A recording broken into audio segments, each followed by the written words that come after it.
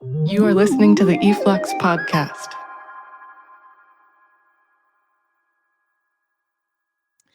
Mpho Matsipa and Sosena Solomon, welcome to Brooklyn. We're very excited to have you. Thank you so much for making the time to come discuss the beautiful work that is Merkato and some new project that Sosena is working on. Mpho, thank you for coming all the way from LA. It's nice to see you again. Welcome to Brooklyn.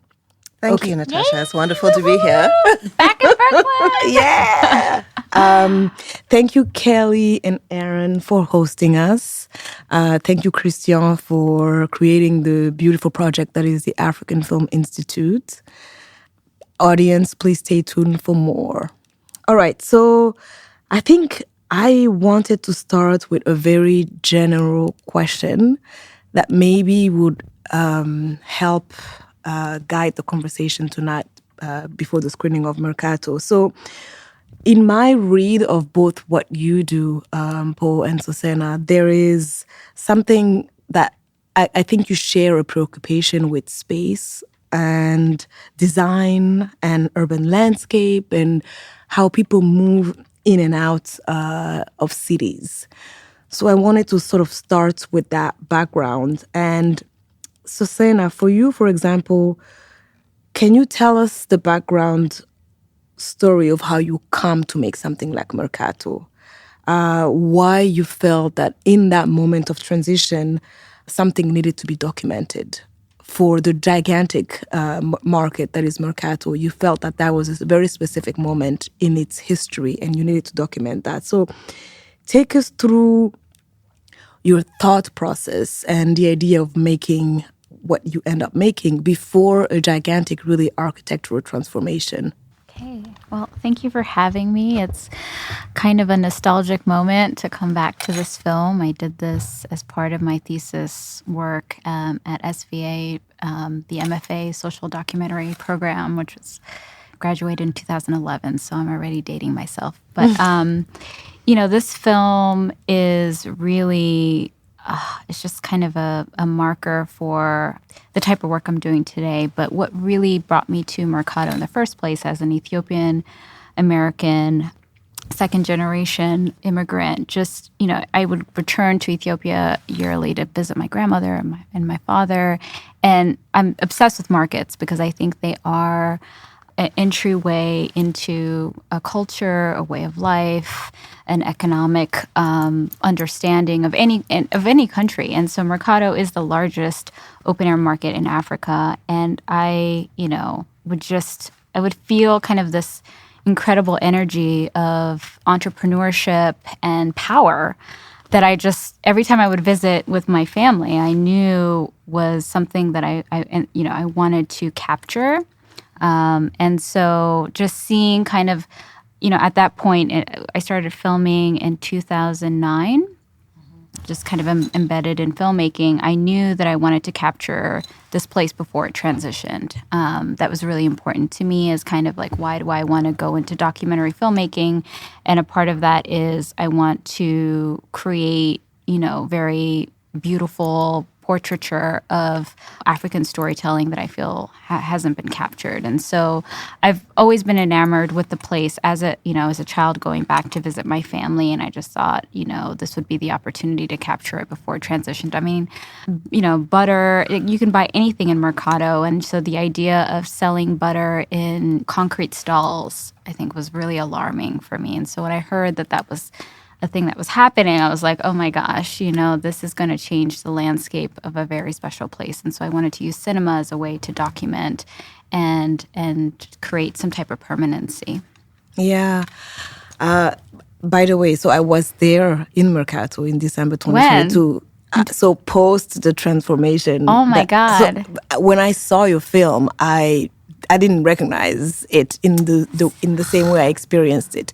I think there's still parts of the market, and Mpho can correct me on this because you've been there too many times. There's still parts of the market that are open air, but a lot of it felt like it was indoor. But it's unbelievable to me, the size of it. Yeah. But also you can find anything. A shoelace. Clothes, car parts, butter, food. But here's the thing. Anyone can go and sell anything as well. And that's really powerful. Like if you need, money for your family, you can go to Merkato and sell something. And that for me is like the epitome of like, economic strength. And so, just that free economy, I think is really important for our societies, especially African societies. Like you can't take that away. I guess this is the perfect segue for a question I have for you, Mpho, because I want you to tell us a little bit about your project, African Mobilities, the exhibition that you did in 2018. And with that, the rationale behind the formulation African Mobilities. And I think you also share, as I said, this preoccupation with how people move in and out of like African cities. So tell us about African Mobilities and, your impressions of Merkato throughout the years too, and this preoccupation of yours. Yeah, I mean, first of all, thank you so much for this wonderful invitation and an opportunity to engage with Sosena's work. I think that the idea of thinking African cities through markets is a really sort of generative and productive way of framing complexity and time and how populations and societies interact and transact with each other. So as a kind of deep historical way of thinking about the city. And the way that I came to a project like African Mobilities, that was an exhibition, a podcast series, a publication, a whole set of exchanges and workshops across the continent, was because I was teaching and living in South Africa after doing, my PhD prep work in California. And I was deeply dissatisfied with a kind of developmentalist narrative that is attached to the study of African spaces or African political economy. And the only entry point that I could find into a different way of thinking and feeling my way through the city was actually in getting my hair done in downtown Johannesburg on Bree Street. Mm-hmm. And for me, the kind of transactions that were happening between immigrant and migrant women in intimate spaces in the downtown area was my entry point into understanding the incredible dynamism that exists in the city and the ways in which Africans are remaking, like derelict spaces or living within what is considered the ruins of modernity or modernization in the post-apartheid city. But the second dimension that was really important for me for African Mobilities was understanding that it's impossible to understand a city like Johannesburg, which is a major economic center on the African continent, without having an understanding of cities beyond South Africa, because it has a massive immigrant and migrant population who were remaking the city.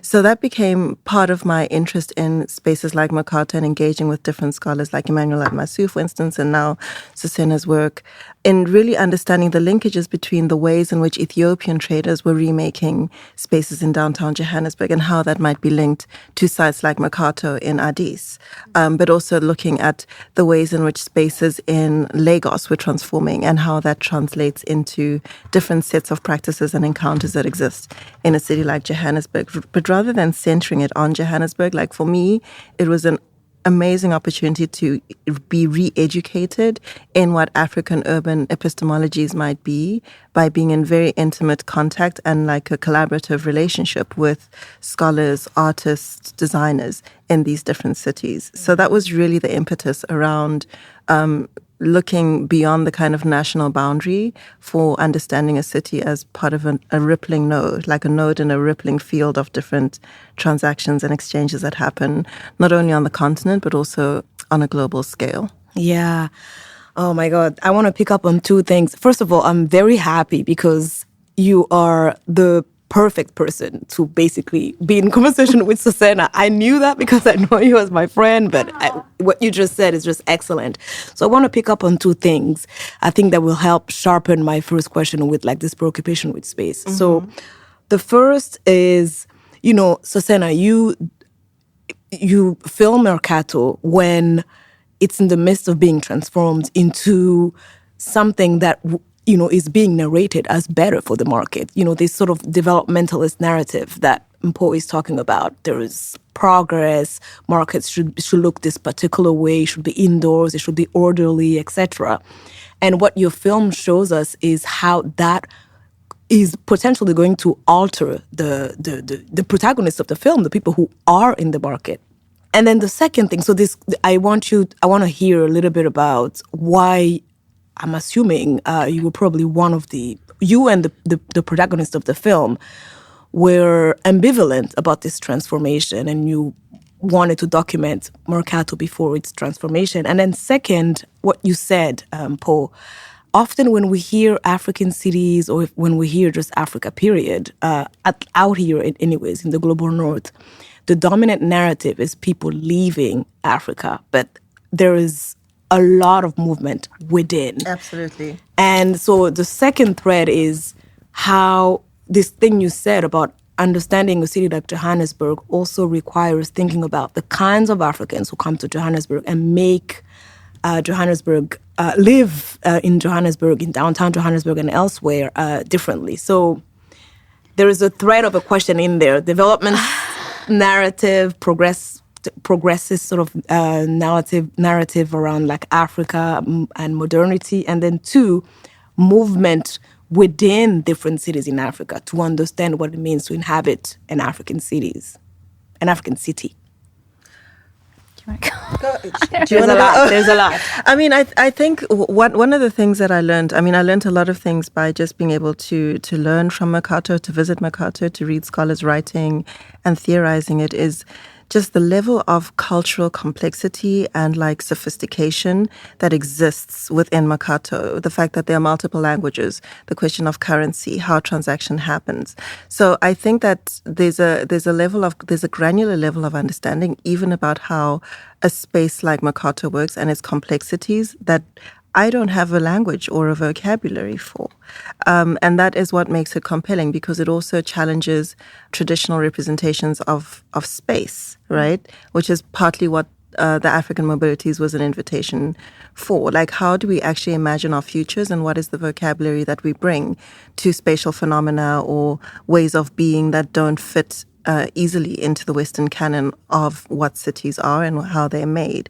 And so this idea of like there's movement within Ethiopia, there's movement across Ethiopia, there are networks and transactions that are happening that we haven't codified yet. And for me, it's about imagination, right? Like the question of spatial imagination. And I was talking to a colleague of mine this weekend, and I was saying part of the reason that I do the work that I do and I do the research that I do is because I think that there is a crisis of imagination. And he said to me, no, there's a crisis of practice. Right? That the imagination exists, that people are inventing and making worlds and transacting all the time. What we don't have are mechanisms that support and facilitate the production of our own kinds of spatial imaginations. So I think that that's a very interesting way of thinking about circulation, right? Mm-hmm. So it's not just about thinking about Africans moving as like the migrant crisis, which is a very real thing, but also thinking about the ways in which Africans have agency, the way that Africans have the capacity to imagine and build and make their own worlds, and honoring that practice and finding a vocabulary for it that then becomes a way for us to imagine as practitioners or educators or theorists of our spaces to expand how we think about what those spatial futures might actually be. Mm-hmm. Yeah. Sosena?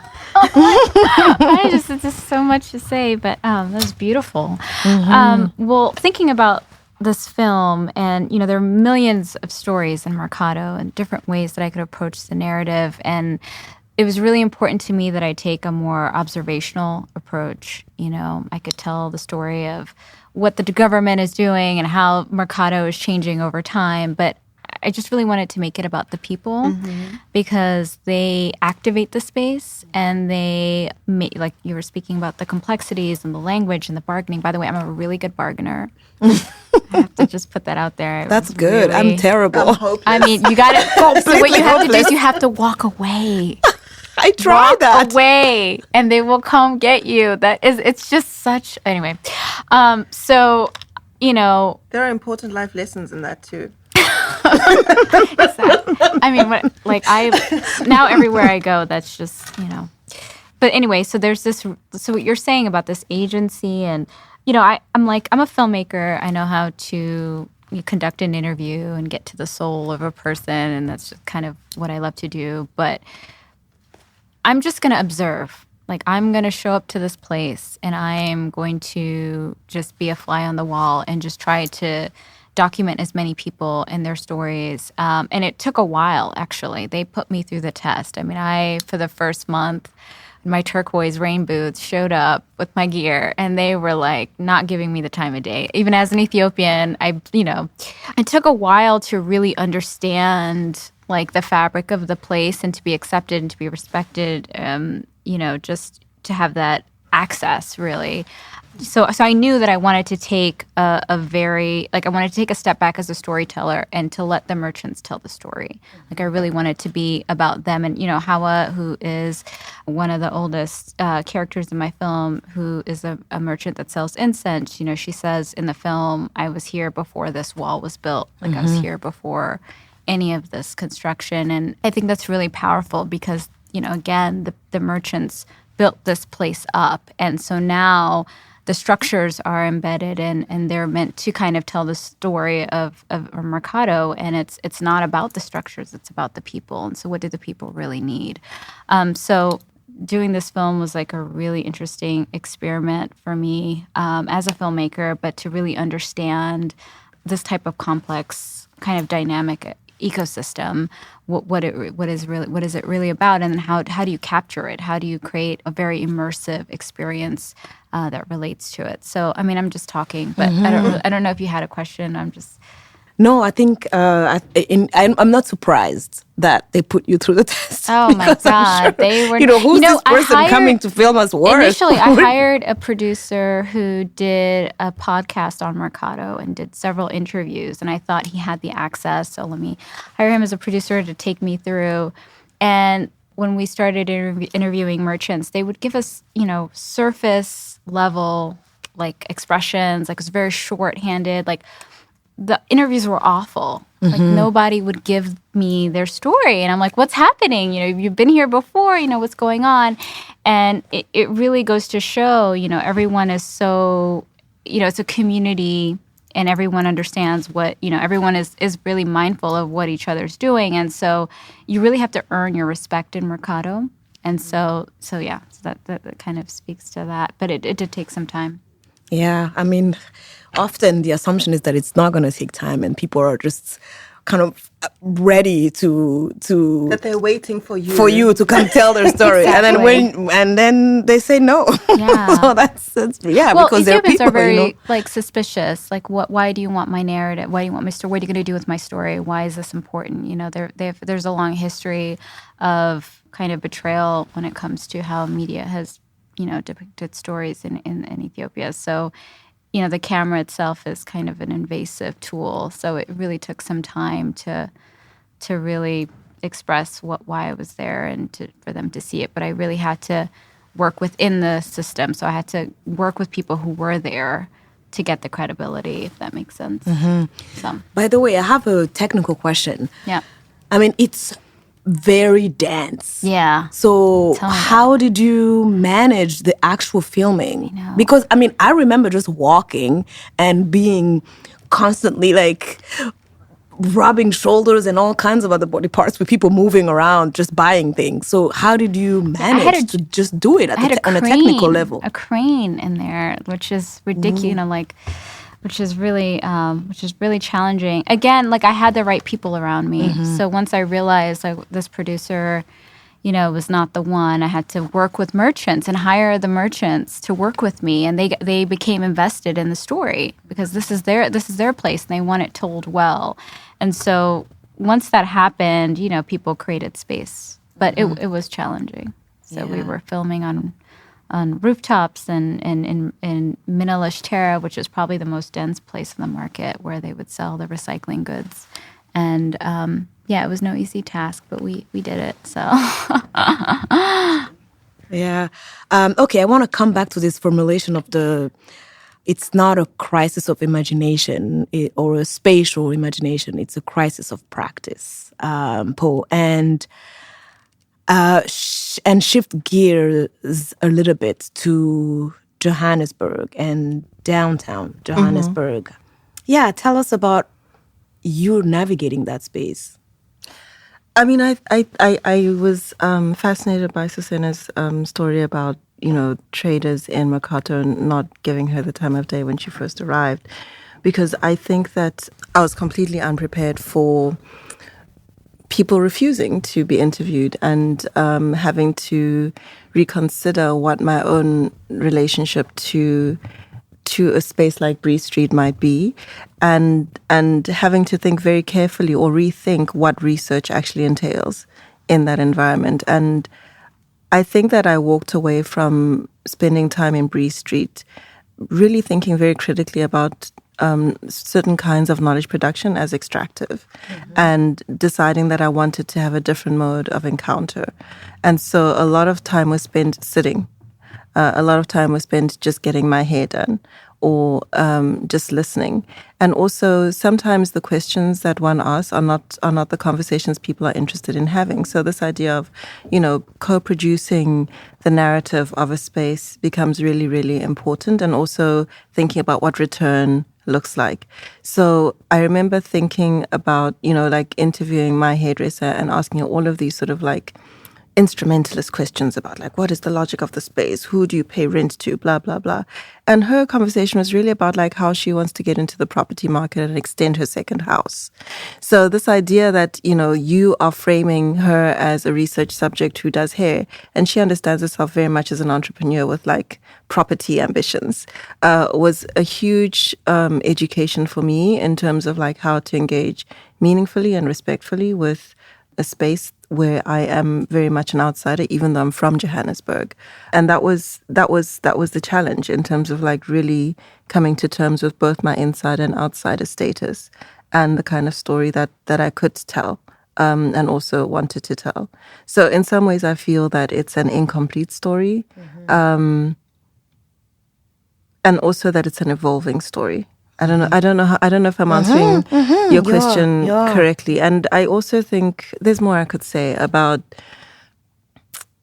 what it means to be a woman in a space like Johannesburg that has such a long history of a gendered male privileging story of urban development, and to focus on the stories of women and how they make space in downtown Johannesburg was really important to me. And so one of the things that I'm increasingly thinking about is returning to Bree Street after the fires, after the explosions, after the xenophobic riots, to understand how the space has transformed and how women are renegotiating their space in the city after all of these kind of violent eruptions that pattern the way that they inhabit the city. So I don't know if I'm answering your question. No, you are. Yeah, I'm rambling. But that's kind of what I think I'd like to return to. What has happened to the space that I had very sort of optimistic feelings about, and how